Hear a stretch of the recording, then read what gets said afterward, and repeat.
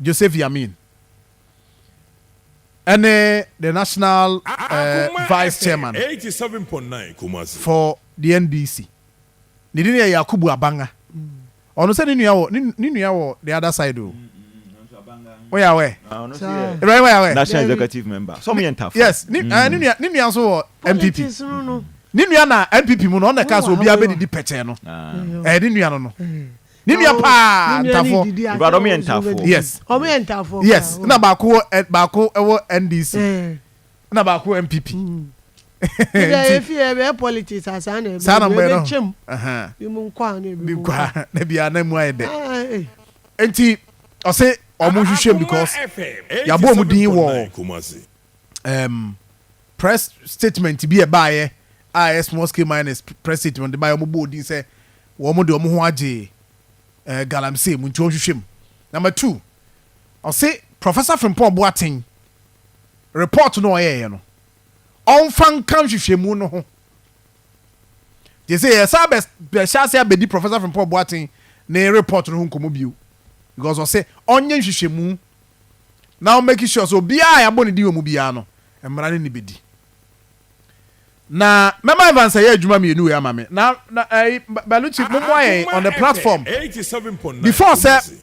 before say this statement about Bonteno about 2 days ago after says our press statement ne ba ya na honorable Joseph Yamin omo eboni din wa deny say on fa no ho share bibia mu say illegal mining on fa no ho share bibia mu. Now what is happening is that before this statement enra na honorable Joseph Yamin atro bibi on Facebook the 2 things and after and so no was sign atro bibi and so on the Facebook page nti mama first one no na Evans enfam Evans ye be fam o say o binya o say ayi de o wia ne o wia good first one in okra ne nkran first one in first one no 2 days ago but obetima be kan bi na me say Evans betima about the top farmer Sir John yes o hwe 2 days ago be na mienu a atwamu Joseph Yamin ene oye boaboa no for penny edema party assembly omo na edigana sui the National Democratic Congress Prof Kazakaze national organizer asemo a obetro to ni Facebook and say what say engrofo kase ono Joseph Yamin galamsey ensemo a ekokọ okoso no ne ho forim ena oso onim ho asembia. In fact, economy concern yes small scale miners. Yes. Was it enye no credit say ono Joseph Yamin utu galamsey. Or say for the records onye part of any galamsey task force. And I obi akra invited say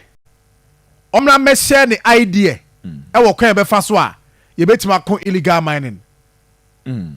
So we heard the second, I think the second paragraph now.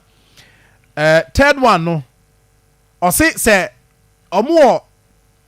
say obi a task force bi oba bi omo kwa omo boni din say ono na ode omo na mo a ene na ade omo ye no illegal 87.9 na e wo say small scale miners no esi omo kwan because on small obi aso obi amede emehwe na obi entu galamsey eba so ati ase yes osese obi susu dindin e na ye sa ade no a sa nipa no so wo mu nim no a wo mu ene no emfamfe so na ono de o ka say small scale miners no wo mu enyini free nkomo a ekomu about galamsey ne ho ne ma because say perifo be hwe na omode nsihye papa to kwan ma betima asi anokwan a wo mo nhwe enye no munya so mu boni din ne de no no ne wasaka say otuoi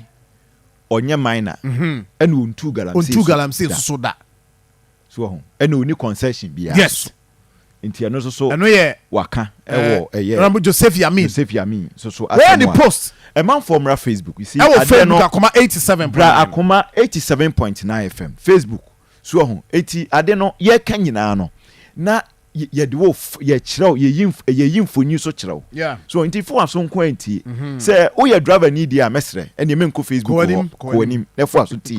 na emom no sɛ wo akonya sɛ oba Facebook dia na waba na wabɛhwɛ ɛnyɛma no yɛ de to hɔ no number 2 enti medical cast ayi krata Dr. Dominic Ayene ade akoma EOCO pani be fato so maye nti na the second one no Sergeant after say krata ne ba ya Attorney General eka kire EOCO pani se onye hwehwemu o se o invite ni pamienu no Yakubu Abanga ene Joseph Yamin o invite omo de obo din direct Yakubu Abanga ye third national vice chairman of the NDC ni position ni mu odu ena Joseph Yamin enso so eye bell ya na de we na to ho amaye Yamin ne eye Yakubu Abanga ne eye Dominic Ayene Dr. Dominic Ayene ena Joseph Yamin so ye the national organizer of the ruling National Democratic Congress enti omo ena eye Dominic Ayene oye aban lawyer panyin Akoma FM 87.9 wakache EOCO ono Remonacha ono na che wontume meboa ene Henan Bafasto wakache ne se samre die won frɛ eye ti oba o me da so no Dominic Ayene ne wo ho no ono na ye ade o sen kanom de ka ho Raymond ka ho I no sen kom de Raymond ka ho on so kom de to last wo enti he say Yamin ena Abanga o meko EOCO na omo akoyi o ma no na Sir John answer fra invitation no which what form so omo invite you so to omo come no lawyers be come okay yes it depends on how they want to look at it na Sir John answer na kra so meko EOCO no Yamin so akasa yes wakasa na we ye kasa bebuo monfa Yamin second post no to so my kasa bebuo second one bra Facebook na be bra yes bra Akoma 87.9 no aba no abehwe na I can tell you say the first part of the statement oye no once upon a time in 4BN barracks complex what now that oh there be say na who say the papa na bibia iso jani yes e ho no nyini ye who say 4BN na ho na yesi meti sisi etiminim ho asempa e ho no nyini ye eho no nyini ye no kre eho no nyini ye se ono no ye kwada so ni Yamin ye kwada so ni ye nya ye kwada so fo so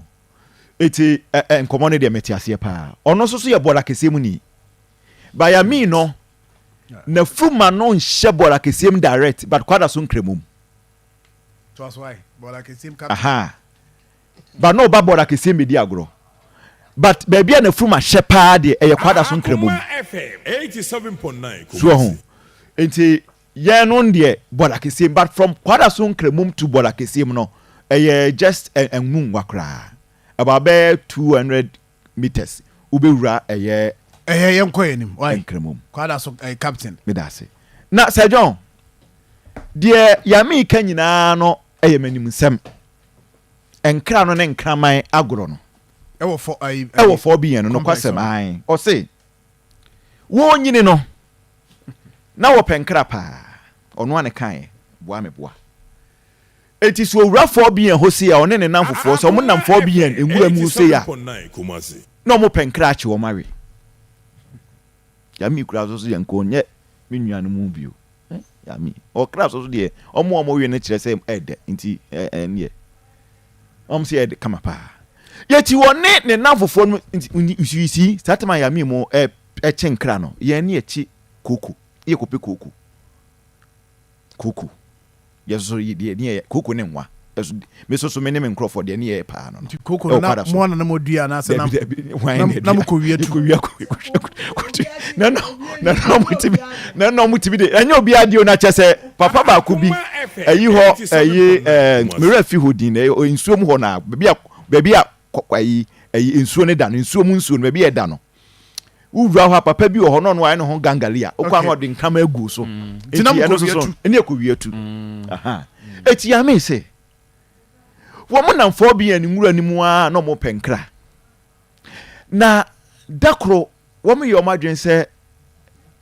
wo mo beche eyeso yani ba kokra in fact o ma anye successful e ma so yani ni kura so hu se da bi enkura ya e mo adwen se me kra o meche nawe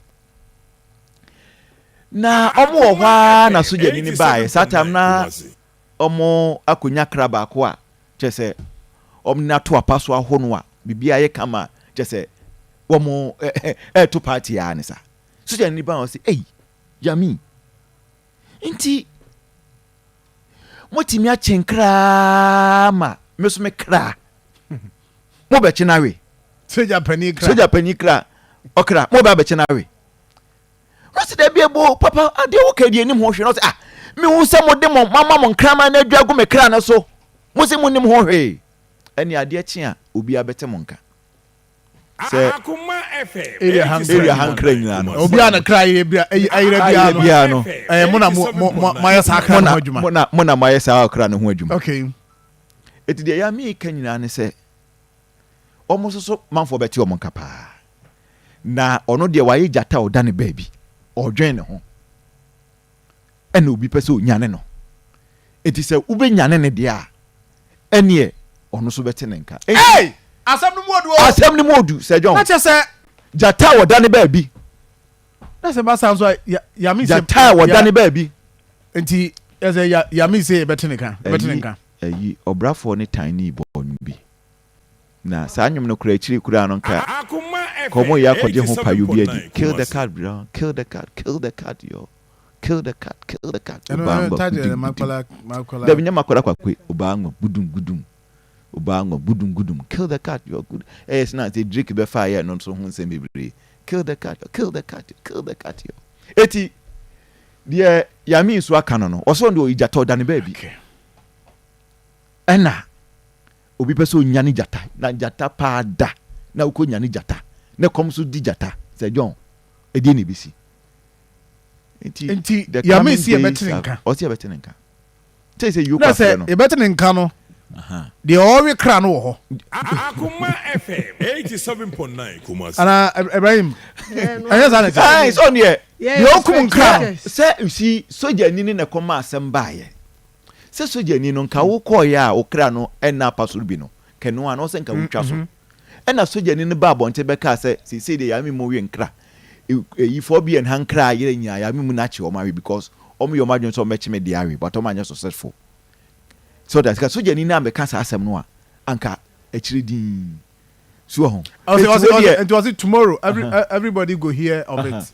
and true the next morning the news started spreading like wildfire. Also, when you see a lion sleeping,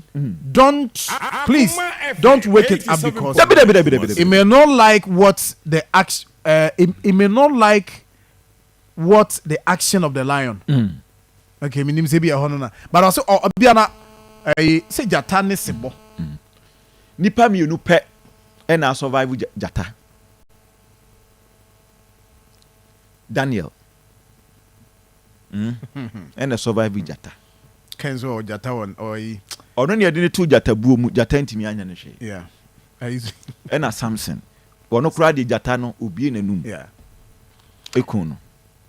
ayi na se me hwe video bi nkofo din se hunu pa o abrante bi akokuma zizu so ko interview jata Akoma FM 87.9 Kumasi ena de microphone no ko jata a Christopher ta kan simbi na me de me no your friends ayi etwetwema so say uti opa na nipa timi ba onum de jata ne de responde na jata no back o say jata mo timi back enom timi roll they roll the back to your back na baby abrante ne toy no so yeah no anu ye no de man no nti Ken yetia wo so owo okra bi wo ne fridge msisi na de point mi mu amane Nyame na me kwa we kra wo so wi afre no dem na se me kra Yamin na ka se Akoma FM no mo phobia no mo chenkra ono ane kan asem enti yem say Yamin nam number Yamin number mu be man Ibrahim mami ntie on this one na try say benya any of the two na either senka Yamin na say Yakubu nanka ye buso mo say de asema abanie and mampani asmo kan no wo hwe yankasa 3 news for caption on the man no or say president orders arrest